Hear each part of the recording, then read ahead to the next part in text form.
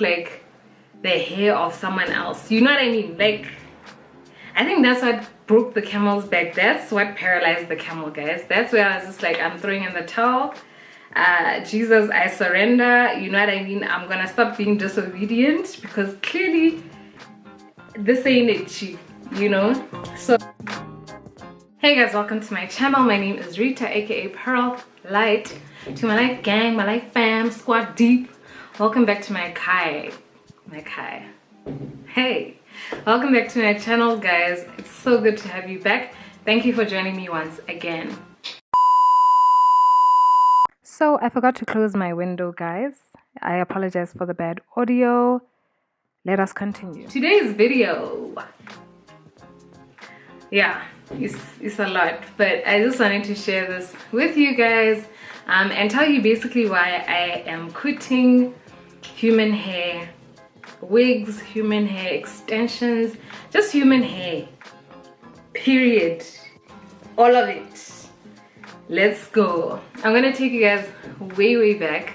Hey, if you haven't subscribed and you're joining me for the very first time, thank you, but go subscribe. Just go subscribe. It's that red thing down there. Click that and click the bell next to it so you get notified every time I post a new video.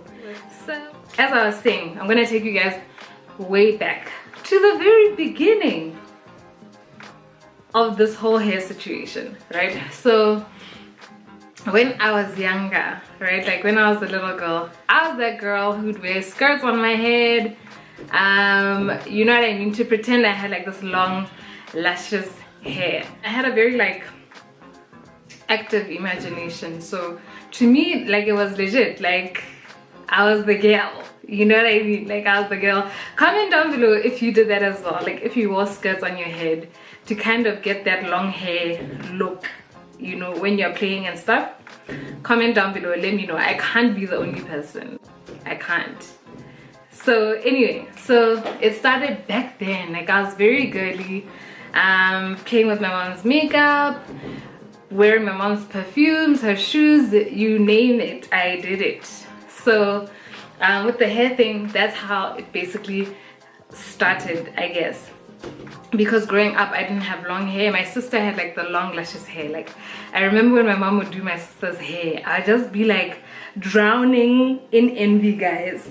Drowning, because her hair was so beautiful and so long. Like, my mom would put dirola in it and everything, you know what I mean? So growing up, I didn't have the longest hair. I actually cut my hair a number of times as a child. So the skirts were my only resort. Like, it was the only way I could live my best life then, you know? So I remember in standard, I think it was in standard 5, my mom actually bought me a wig, guys. That must have been the happiest day of my childhood life. Like, the happiest day of my childhood life, I'm telling you. So my mom bought me a wig because at the time she was working in Joburg, and on her holiday she came home with it, and I just lost my mind. I was so happy. I was so happy because it meant like no more skirts. I'm sure even like our helper was happy about that. So that was my first wig. Obviously I only wear it at home because school wouldn't allow that. Yeah, school wouldn't allow that, obviously. So I'd wear it while I was at home, while I was playing, and you know, just feeling myself. So that happened, right? Fast forward matric. So it's matric year now. We're getting ready for matric dance. So obviously, you know, you gotta get the connect. You know what I mean? Like, you gotta get the hair did. So obviously for my matric dance, I got like, that was my first, yeah, I think that was my first human hair weave. At the time it was a weave, like wigs weren't like in yet. It was my first weave ever. And even then, like, guys, you couldn't tell me nothing. You couldn't tell me nothing. So I got that and I was rocking it. I looked hot at my matric farewell. Yes, I did. So fine, that happened. And then fast forward, I get to varsity, and like wigs and braids were like, not wigs, weaves, because there were still weaves at the time. So weaves and braids were like staple And the late, like my weave lady at that time, guys, she was like a weavologist. That's what she was. So at the time during varsity, that's what I was rocking. Fast forward to like my adulting years, if I can call it that, like post varsity. So I was still doing the wigs, doing the weaves, sharp. And then I think it was last year, or no, it was maybe 2-3 years ago when Chris Rock did that documentary. I think it was called Hair. I'll link it in the description box below for you guys so you can check it out if you don't know about it or if you haven't heard about it, because that's what rocked the cradle like a little bit. It was like,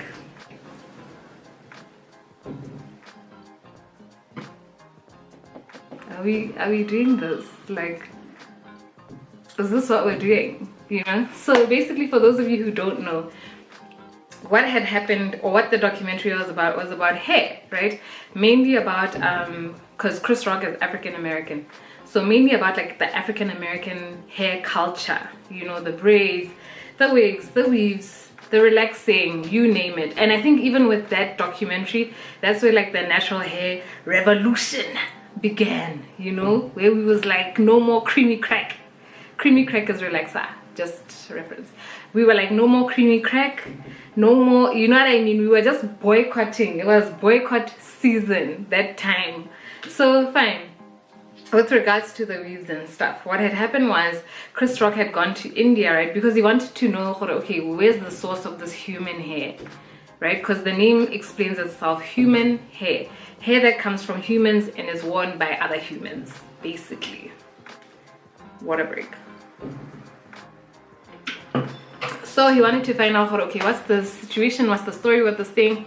So it led him to India, where basically these women would shave their heads and offer their hair to their gods as like an offering or as like a sacrifice type of thing. So I remember when I saw that, I was just like,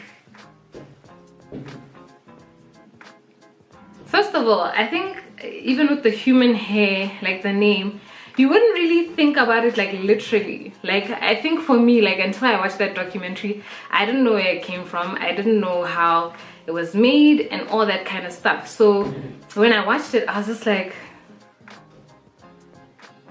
this is where we have arrived as human beings. This is what we're doing. Okay.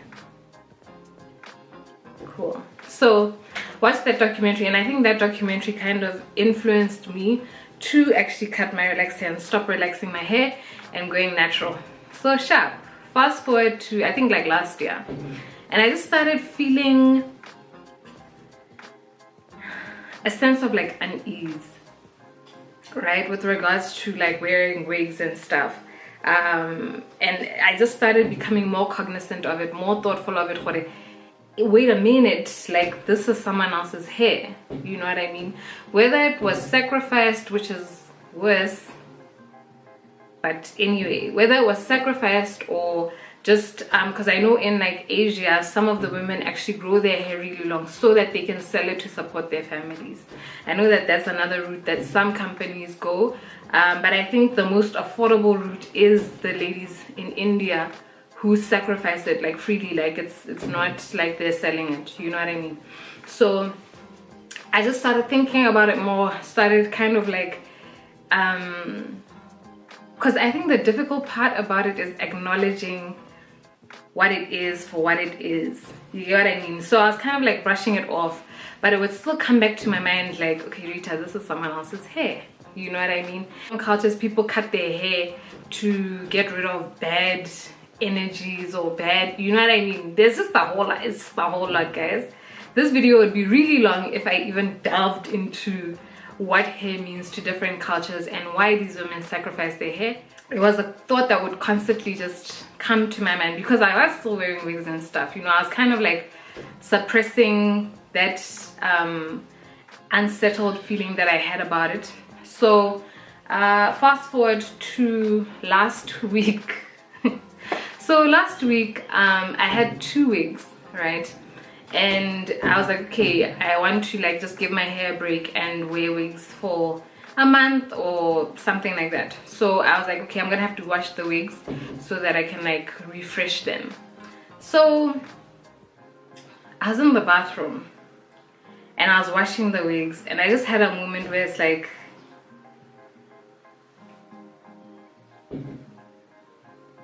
this is someone else's hair. This could be Priyanka's hair. This could be, you get my point, you know what I mean? Like, even the smell of it just smelled like the hair of someone else, you know what I mean? Like, I think that's what broke the camel's back. That's what paralyzed the camel, guys. That's where I was just like, I'm throwing in the towel. Jesus, I surrender, you know what I mean? I'm gonna stop being disobedient, because clearly this ain't it, chief, you know? So I was washing the hair and I went to go hang it on the washing line so that it could air dry, and I was just looking at it and I was like, if this was like years ago, someone would think I was into juju, like the way the hair was looking on the washing line. Like, it looked so shady, guys. So shady. So for me, like, the final, the how can I, yeah, the straw that really broke the camel's back was when I was washing those wigs, and it hit me hard. This is someone else's hair that you're washing, and you're gonna put it back on your head, you know? So after that, I was just like, I can't continue anymore. Like, the fact, and I think for me,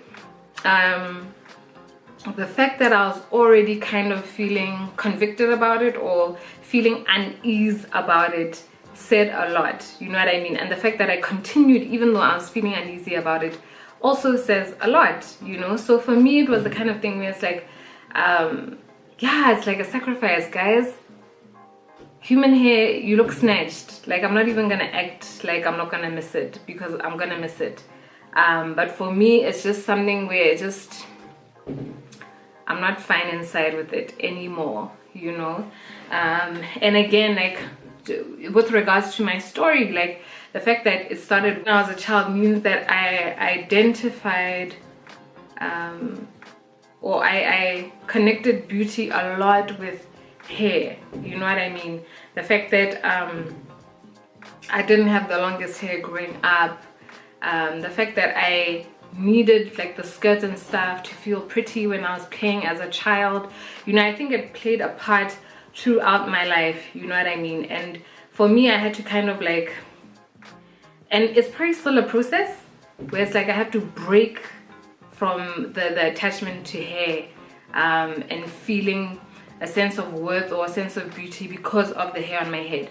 And I think like another thing that kind of got to me was like, it's one thing, because someone might say, okay, so you wouldn't accept an organ donor.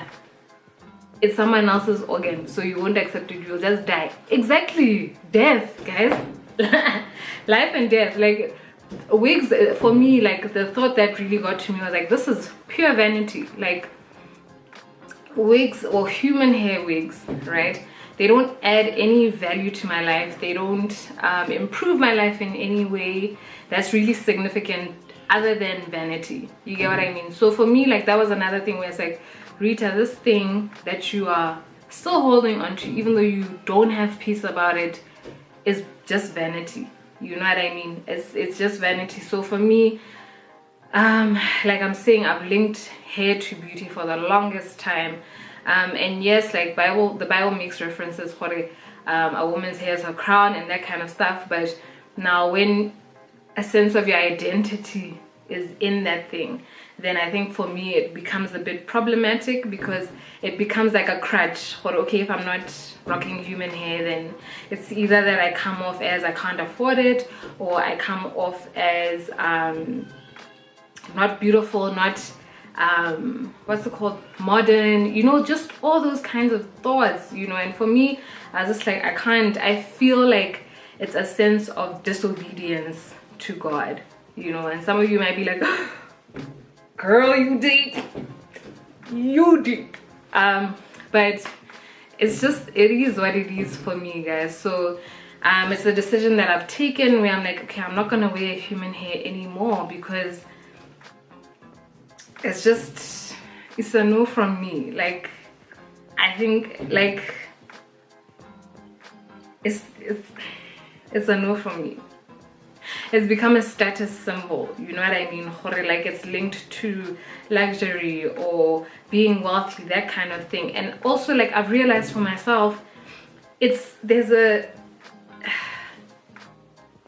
sense of envy that stirs up. You get what I mean? When I see another lady, and I'm just keeping it 100 because that's what I do. So when I see another lady with like a beautiful wig, long lashes, like a little bit in my heart, I'm just like, I want that wig, I want that weave, you know what I mean? And for me, I just feel like, nah, that's not right, do you know what I mean? And the Bible clearly states that envy is not of God, you know? So I feel like there's just so many elements surrounding this thing where I feel it's not beneficial to my life. It's just not, you know? So even with that status symbol, like, I mean, people are lay-buying wigs. Lay-buy. People are spending thousands and thousands on wigs. And for me, it's like, why? Like, why? Like, just to look snatched. Just for snatchment. I hope you guys understand where I'm coming from, and I hope no one gets offended by this. We each have our own convictions, you get what I mean? So I just wanted to share where I'm at and what happened, you know, and just the fact that for a long time I've been questioning it, like, guys, is this somebody else's hair? Like, how have we arrived here? You know what I mean? How is this normal type of thing? So again, this was me just sharing where I'm at. It's not a reflection on anyone or anything like that, but just my own thoughts, my own convictions. Yeah, that's it. So thank you so much for watching this video, guys. If you have any questions, leave them down below and I'll get to them. And don't forget to comment if you also wore skirts on your head to pretend it's long hair when you were a kid, because like I said before, I could not have been the only one. I couldn't have. So I'll see you guys in my next video. Thank you so much for watching. If you're a newbie here, don't forget to subscribe and like if you're feeling my vibe, all that good stuff. Thank you so much, guys. Bye.